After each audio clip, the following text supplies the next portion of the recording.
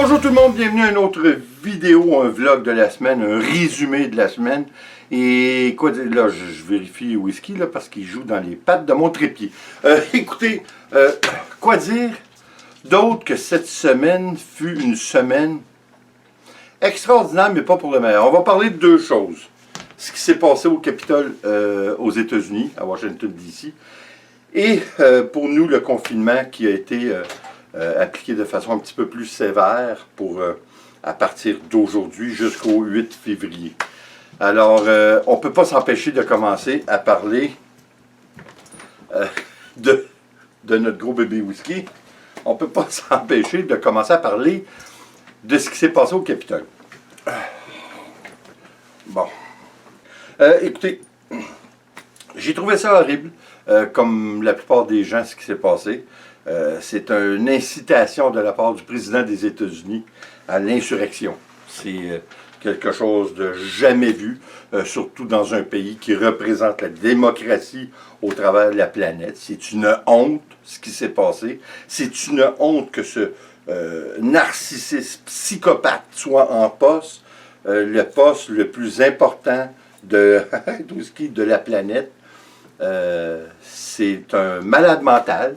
Il y a même plusieurs personnes qui l'ont dit qui travaillent à la Maison-Blanche. D'ailleurs, en ce moment, à la Maison-Blanche, en fait, depuis les événements, même un petit peu avant, il y a beaucoup de gens qui travaillent à la Maison-Blanche puis qui ont dit hein, on s'en va, on quitte, puis on sacre notre camp. Puis c'est ce qui est en train de se passer. Plusieurs quittent le bateau, le navire est en train de couler.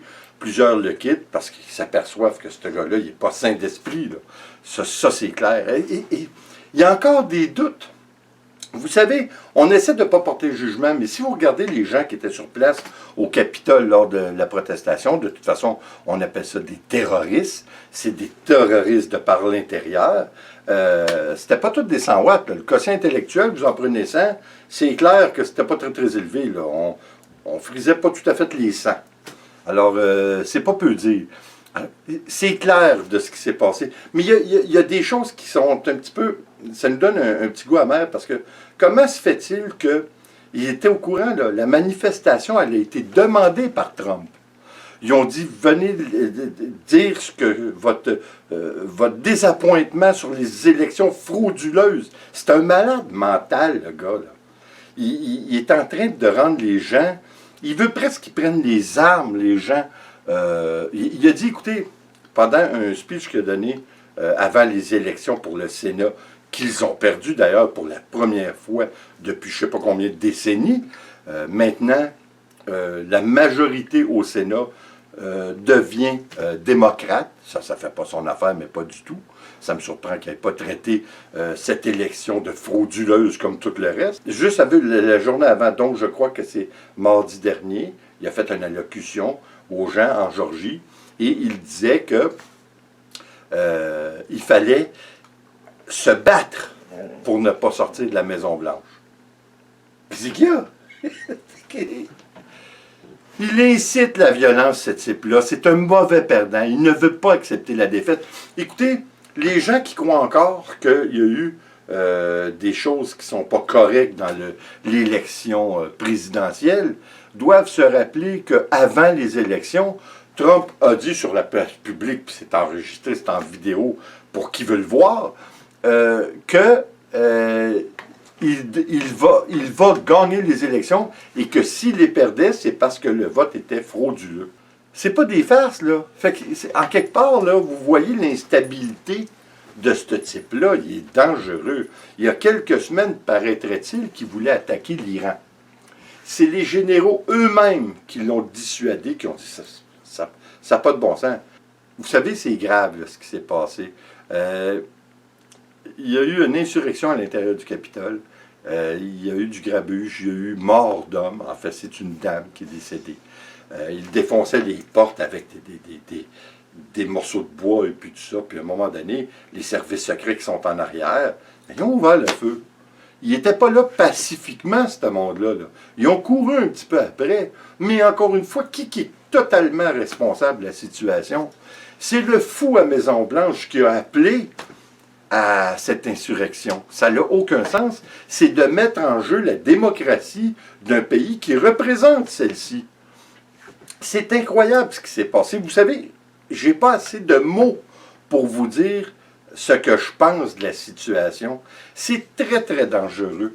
Je me demande comment il va quitter la Maison-Blanche. C'est vraiment pas le type là, qui va accueillir Biden avec une bonne poignée de main à la Maison-Blanche le jour de la transition, qui est dans 13 jours. En fait, non, c'est moins que ça. Je crois que c'est le 19. Le 19 ou le 20.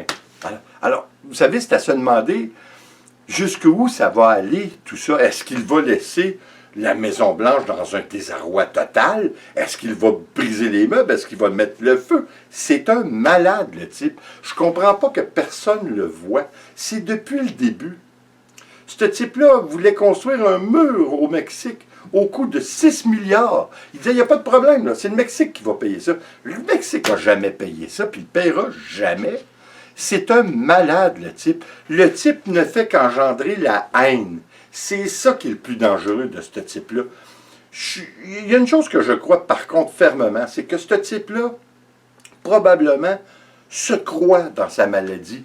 Tout ce qu'il dit, il le croit. Par contre, il y a des gens, ils insistent à la violence. Écoutez, comment qu'on les appelle, les Proud Boys. Ça, là, ça frise le KKK, puis vous savez, c'est pas drôle, là.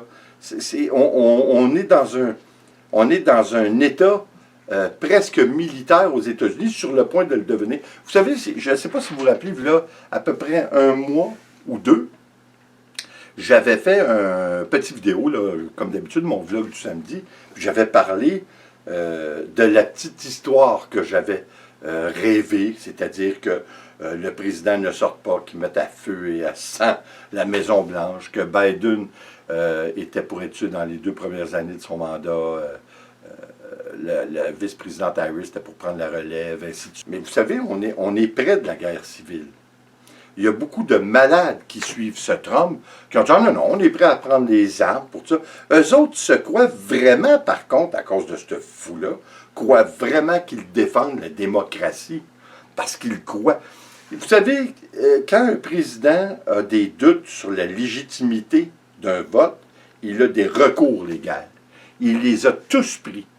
Il a été en cour supérieure, il a été en cour dans chaque État, faire opposition au vote. Il a perdu sur toute la ligne.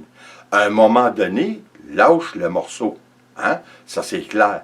Ce qu'il ne fait pas, parce que c'est un mauvais perdant, c'est un malade mental. On va dire les choses, on va appeler des pommes, là. C'est ça. Il faut regarder les choses en face. Le type est un mauvais perdant, il ne veut pas perdre. Il a pris toutes les procédures en son pouvoir pour essayer de faire tourner. Vous avez vu, il a même fait un appel au gouverneur, pas au gouverneur, mais je me souviens plus à qui, là, en Georgie, pour lui dire, trouve-moi des votes, il m'en manque 11 000. C'est grave, là. Je comprends pas que les gens qui le supportent ne voient pas jusqu'à quel point c'est grave ce qu'il fait. Il est tellement anti-démocratie que c'est incroyable qu'il agit de cette façon et que il aveugle les gens dans sa folie, il les traîne dans sa folie. Je peux pas comprendre. Il s'est fait rebooter partout au niveau de la justice. Ils ont dit qu'il n'y avait pas matière à procéder avec l'annulation de l'élection. Mais ça ne fait pas son affaire. De toute façon, il l'avait dit depuis le début que s'il perdait, c'était parce que l'élection était pour être frauduleuse. C'est incroyable. Vous savez, il peut y avoir des petites corrections apportées ici et là. Mais il y a plus de 7 millions de voix Biden en sa faveur. Vous ne pouvez pas tricher 7 millions de voix. Vous pouvez peut-être en tricher quelques milliers, mais pas 7 millions. La Pennsylvanie, qui a été la place la plus discutée, la plus disputée, devrais-je dire, parce que il y a 20 sièges, si on veut, pour l'État de Pennsylvanie, il n'est pas content. Il n'est pas content de l'avoir perdu, parce qu'il l'a perdu seulement par 60 000 voix. C'est vrai que c'est pas gros, mais retourner en arrière en 2016, lors des élections, il l'a gagné de par seulement qu'à peine 1000 voix. Hillary Clinton ne s'est pas opposée, elle n'a pas été en cours pour demander, elle a acquiescé au résultat du peuple et elle a félicité le président, même si c'est un malade mental. N'oubliez pas que ce type-là dit aujourd'hui que les Clinton, c'est des pédophiles, écoutez, c'est incroyable tout ce qu'il dit sur ces gens-là. Et pourtant, il les a invités à son mariage parce que c'était des amis. Il y a beaucoup de sous-couches de la politique qu'on ne connaît pas, puis probablement qu'on ne veut pas le savoir, mais ça ne fait aucun sens. Il a déjà dit à Oprah Winfrey, hein, une émission qui joue à la télévision, que si, là je vous parle, ça fait une dizaine d'années de cela, il avait dit que la meilleure personne pour être président des États-Unis serait probablement Hillary Clinton. Ça se trouve, là, ce que je vous dis là, c'est pas du oui-dire. C'est enregistré, c'est sur vidéo. Là, à un moment donné, il faut être conséquent. Là, ça fait, vous savez, il fait pas de sens, ce type-là. Puis une des raisons pourquoi il ne veut pas laisser la présidence, cassez-vous pas la tête, il fait face de poursuites juridiques pour toutes sortes de raisons. Une des plus importantes causes en ce moment, c'est la compagnie qui fait les machines de vote, qui le poursuivent pour diffamation et incitation à la violence sur leur dos à eux. Ils le poursuivent parce qu'ils disent non, nos machines sont réglo. Ils ont été prouvés même par des gouverneurs républicains qui ont dit non, le vote a été correct, puis tout ça. Ces mêmes gouverneurs-là ont été passés sur la place publique par Trump, ils disant que c'était des idiots, des imbéciles, des incompétents. Par contre, ils ont fait mettre là au pouvoir, c'était des amis. Il a même été rebooté aussi en Cour supérieure. Et pourtant, les républicains sont majoritaires en Cour supérieure. C'est lui qui les a placés là. C'était des pro-Trump. Mais ils sont objectifs dans leur métier. Puis on les félicite pour ça parce qu'ils ont été capables de voir au travers du brouillard que Trump essaie de mettre. Alors, c'est épouvantable que ce type, après toutes les bévues qu'il a fait, il est encore capable d'encourager le monde. C'est de l'indécence. C'est de l'indécence humaine, morale, sociale. C'est incroyable. J'en perds mes mots parce que je ne peux pas croire qu'un type comme ça est au pouvoir. Et après tout ce qu'il a fait, on voit encore qu'il y a des gens qui le supportent, puis fermement, puis prêts à prendre les armes, là.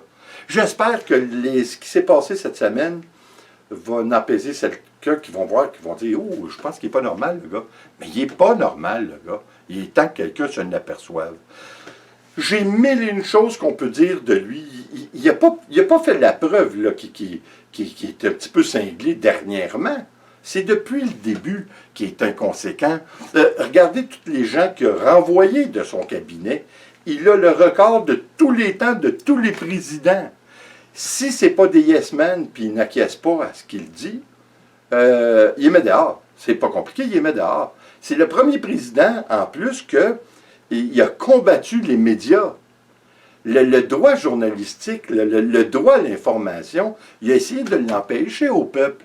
Lui, il a éliminé les conférences de presse journalières du président des États-Unis. Il a éliminé ça. C'est incroyable. Si les journalistes, les journaux, les médias, de quelle façon que ce soit, étaient contre ce qu'il disait, ben c'était du fake news. Il n'y a personne qui peut dire le contraire de lui. Si quelqu'un dit le contraire de lui, ben c'est pas vrai.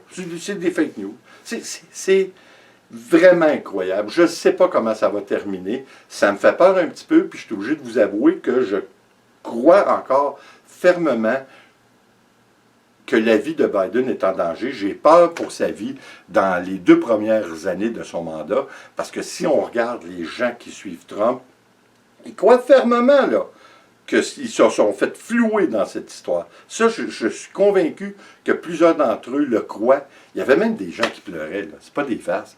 Mais en quelque part, Biden, sa sécurité devra être triplée comparativement aux autres présidents, parce qu'évidemment, il va y avoir des inconséquents, des fous qui vont peut-être faire des choses qu'ils ne devraient pas.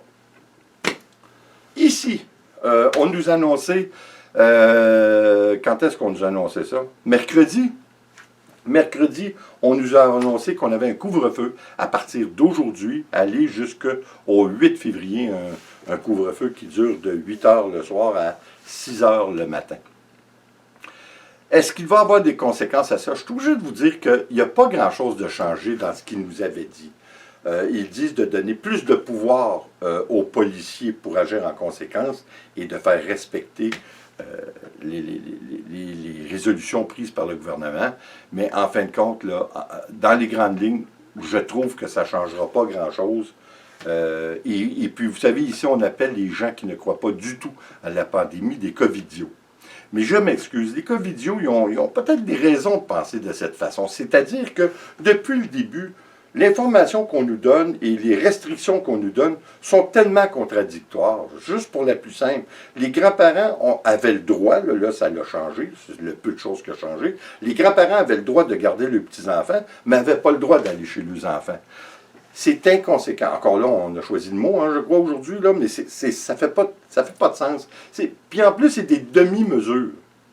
Vous avez le droit de prendre l'avion pour aller en voyage, mais vous n'avez pas le droit de traverser la frontière aux États-Unis. Mais en avion, vous avez le droit d'y aller aux États-Unis, par contre.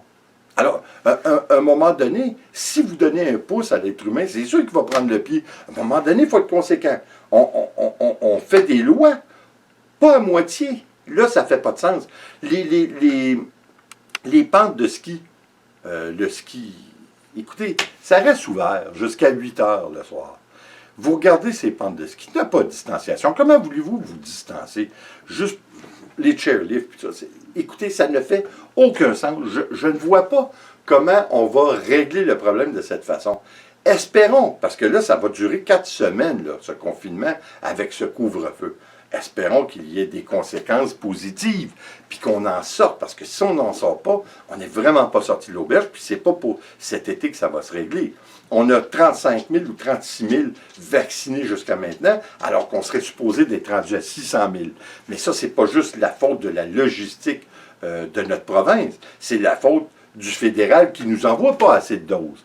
Alors, c'est ça qui... Là, on a encore le représentant du ministère de la Santé, qui est M. Arruda, qui nous dit que les aérosols, c'est pas si tant grave que ça. Comment c'est pas si tant grave que ça? Partout dans le monde, ils disent que c'est la pire chose.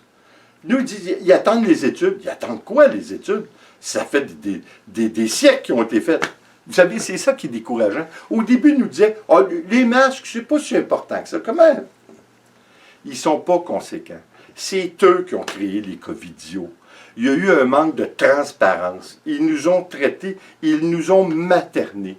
Ils ont laissé au peuple le soin de s'auto-gérer dans les confinements et dans les restrictions. On ne fait pas ça. Si vous voulez, encore une fois, parce qu'il y avait trop de demi-mesures. Les gens, écoutez, tout le monde commence à en avoir plein le pompon, puis je ne sais pas comment ça va se terminer. J'espère que ça va se terminer un jour, mais au rythme que vont les choses, quand est-ce qu'on va être vacciné, c'est supposé le processus est supposé de s'accélérer, mais espérons que ça soit le cas, parce que c'est plus notre seule porte de sortie, là. Là, on n'a pas d'autre porte de sortie. Les gens n'écoutent pas, puis je suis obligé de vous dire que je commence à les comprendre. Parce que c'est tellement pas... Il y a tellement de demi-mesures. Vous n'avez pas le droit de rencontrer des gens sur votre terrain si vous restez une distanciation, mais vous avez le droit d'aller faire du ski. Vous avez le droit d'aller dans un parc. Vous avez le droit d'aller patiner sur... Hein? On s'entend-tu qu'il y a quelque chose qui ne marche pas? Il faut être conséquent à un moment donné dans ce qu'on recommande, les recommandations. Il ne faut pas qu'il y ait d'ambiguïté, parce que les gens, s'il y a une ambiguïté, surtout quand la société a le moral à plat, c'est sûr que vous allez avoir des gens qui vont dire, ben là, ça ne fait pas de sens. Comme il y a beaucoup de gens là, qui ont été tabassés sur la place publique, façon de parler, parce qu'ils disaient que c'était immoral d'aller en voyage. Ben oui, mais si c'est pas illégal, en plus de ça, les agences de voyage faisaient des prix incroyables. Il ne faut pas s'attendre à d'autres choses. En tout cas, oui, je suis un petit peu découragé. J'en ai plein mon... de la situation. Il est temps que ça finisse. Je vous avouerai que moi, personnellement, dans mon métier, Nicole et moi, on n'est pas vraiment affectés. Sauf qu'on a passé de la crainte à la peur. Voyons, qu'est-ce qui se passe? Ça ne fait aucun sens. Alors, espérons que toutes ces restrictions aient un effet positif. Si les gens écoutent, Ça devrait être le cas, mais encore là, faut-il encore que les gens écoutent. Écoutez, histoire à suivre, hein. Je dis à mes enfants que leurs enfants vont apprendre ce qui s'est passé aussi bien au Capitole aux États-Unis que ce qui se passe en ce moment dans nos pays respectifs. Ils vont apprendre ça à l'école dans leur cours d'histoire. C'est incroyable. Écoutez, là-dessus, je vous laisse. J'en avais long à dire, puis j'avais mon sac à déballer. Puis je crois qu'on est un petit peu tous dans le même état d'esprit. On souhaite que ça passe parce qu'on a tous, hein, on peut le dire, là, on a plein de cul. Hein? Bon, on va le dire. Là. Écoutez, là-dessus, merci d'être là. On va souhaiter pour le mieux. Que voulez-vous faire? On ne peut que de le faire et puis on va essayer d'écouter le plus possible les recommandations de nos gouvernements en souhaitant qu'il y ait un changement drastique qui s'effectue dans les jours et les mois qui viennent. Merci d'être là. Comme toujours, s'il vous plaît, abonnez-vous, laissez un commentaire et partagez, c'est toujours apprécié. En mon nom, notre grosse patate whisky et Nicole, je vous dis attention à vous, on se revoit prochainement. Ciao.